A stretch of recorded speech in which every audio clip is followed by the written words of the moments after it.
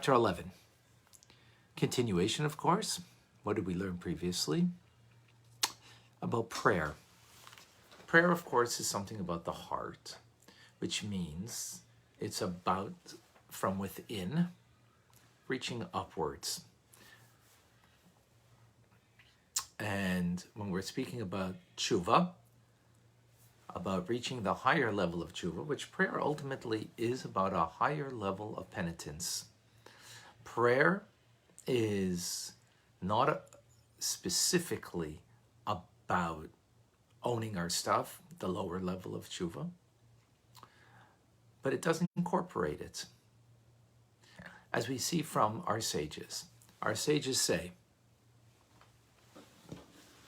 that you need to begin prayer with a contrite heart, with a humility, a certain submission,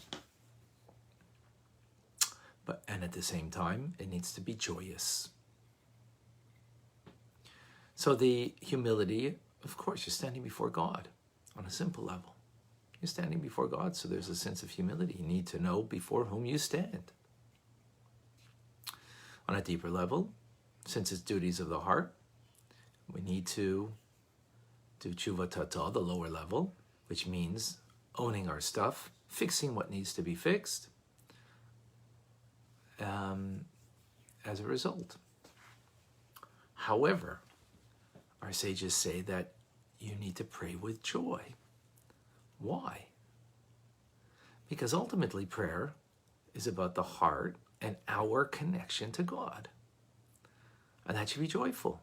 The very fact that we have an opportunity to pray, to connect, that I should be connected with God, that is something that should bring us joy.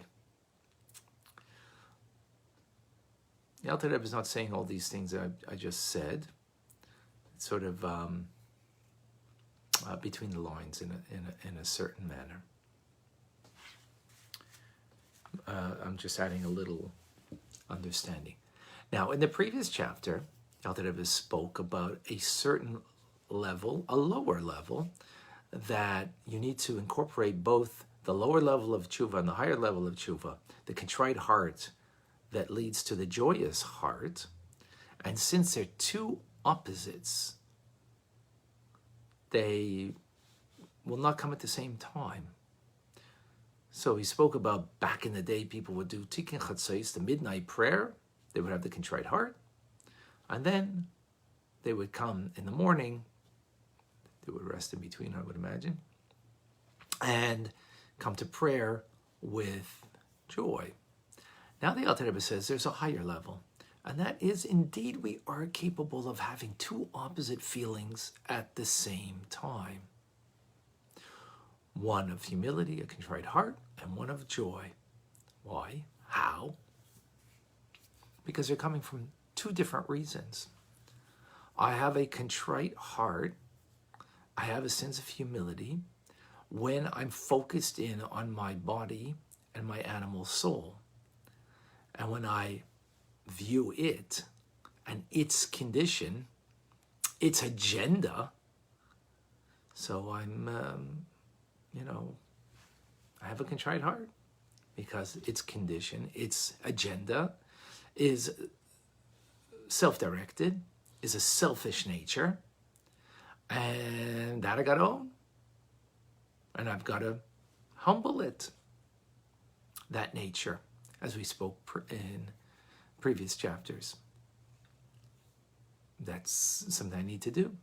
So that's one aspect of my heart that I can focus in on.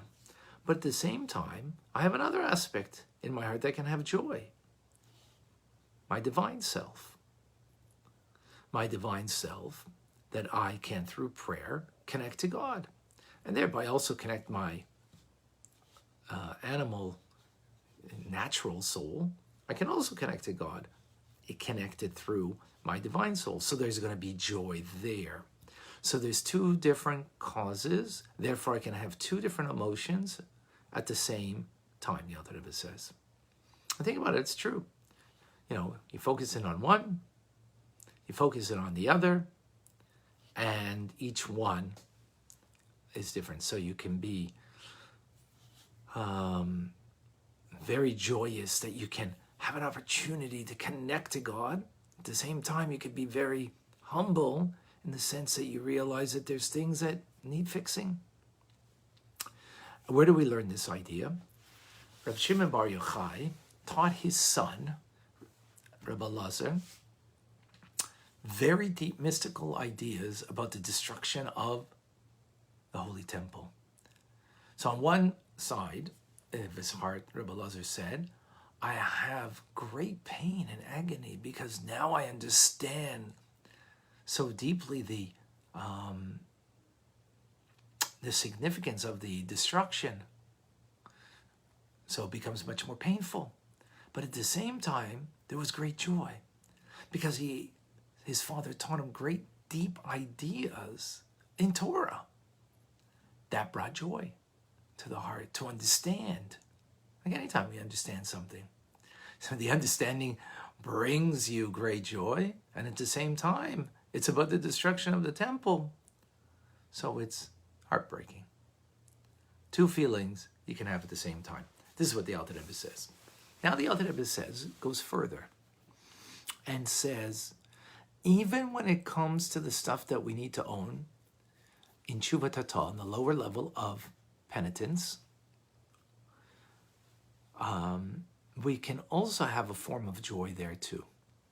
How's that? Because we have faith and confidence, we are certain that God doesn't want to punish us. He just wants to do kindness to us. And therefore, God is gracious and merciful, and he's abundantly forgiving.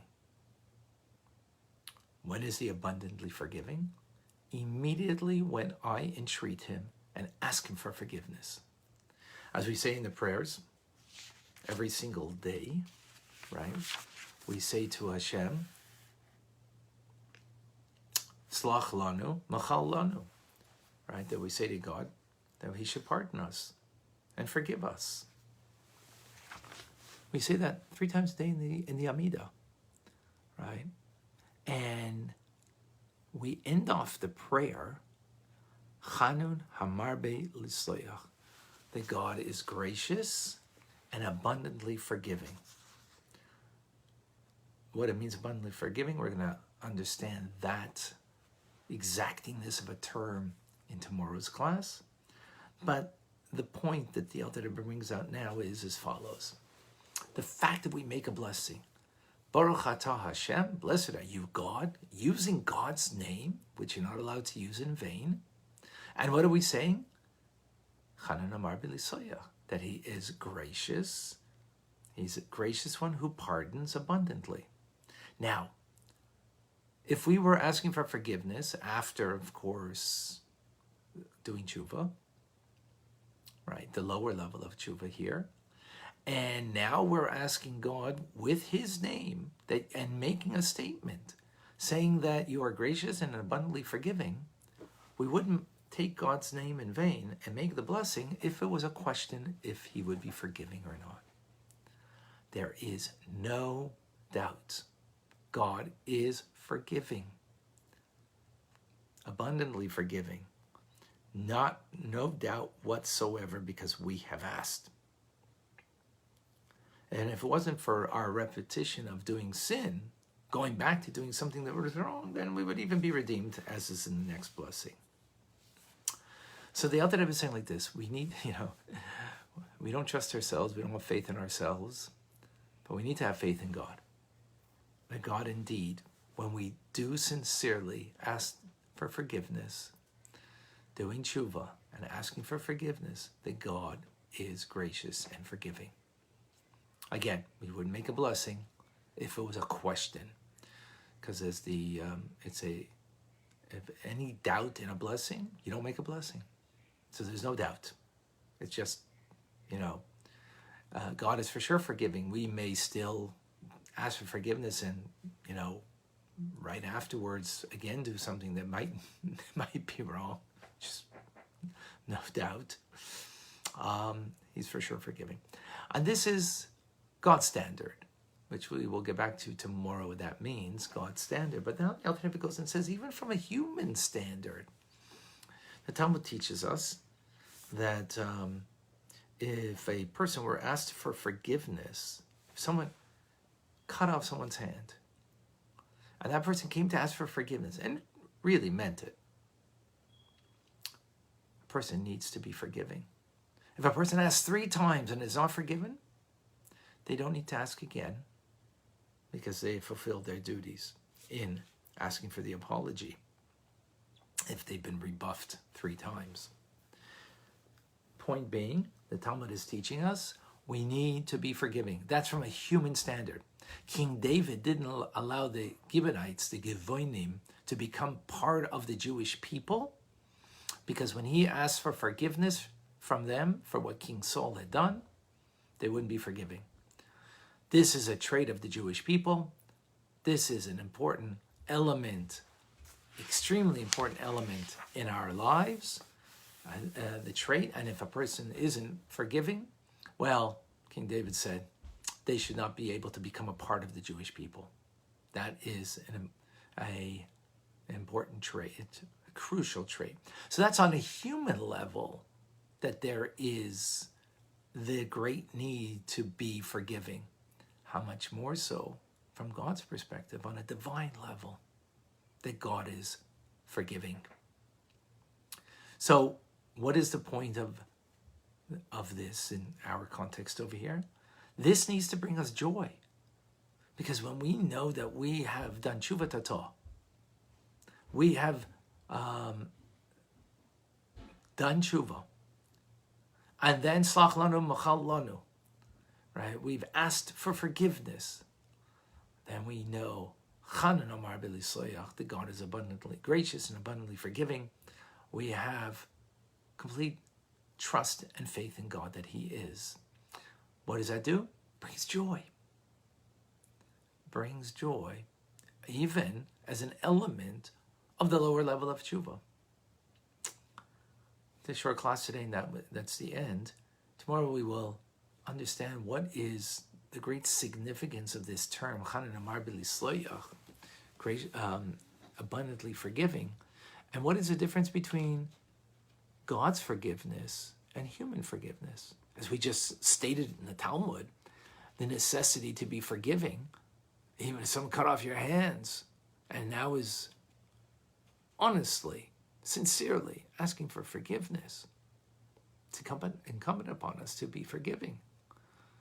Well, if that's the case, then what does it mean? What is unique about God's forgiveness? Stay tuned for more. And what's so important again about this? That we trust, and therefore we can have no trace of worry. And we can move forward in our prayer to completely connect to God in tshuva ilah, in the higher form of tshuva. Fantastic idea that's to live with. Jeffrey from Toronto, a fellow Canadian, welcome. From Paris, Sarah, thank you for joining. Golda, good morning. Okay, Golda, we'll do that. From Costa Rica, Annie. Buenos dias. Anna from Hungary. And Arya from Miami. My son Label, welcome. And Erica from Norway, good morning, or good afternoon rather. Sabrina, thank you for joining. And Pablo, Susan from Scranton, Pennsylvania. Pablo from Florida. Rena from Colorado. Yan from Mexico. Ed, good morning.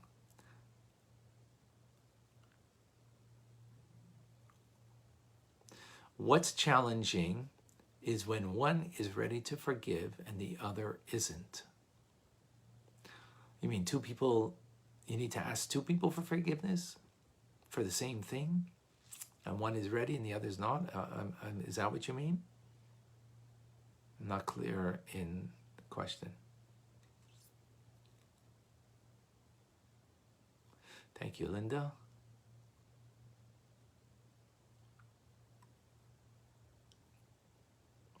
Okay, Sigalit. Going to pray with a humble and a joyous heart. Wonderful. David from Montreal, welcome. All right, folks. Wonderful. Please share the alternative teachings with others. I'm Rabbi Ronnie Fine coming to you from Montreal, Canada, where it's a privilege and a pleasure to share with you. Natanya, have a wonderful day. Good Tavach.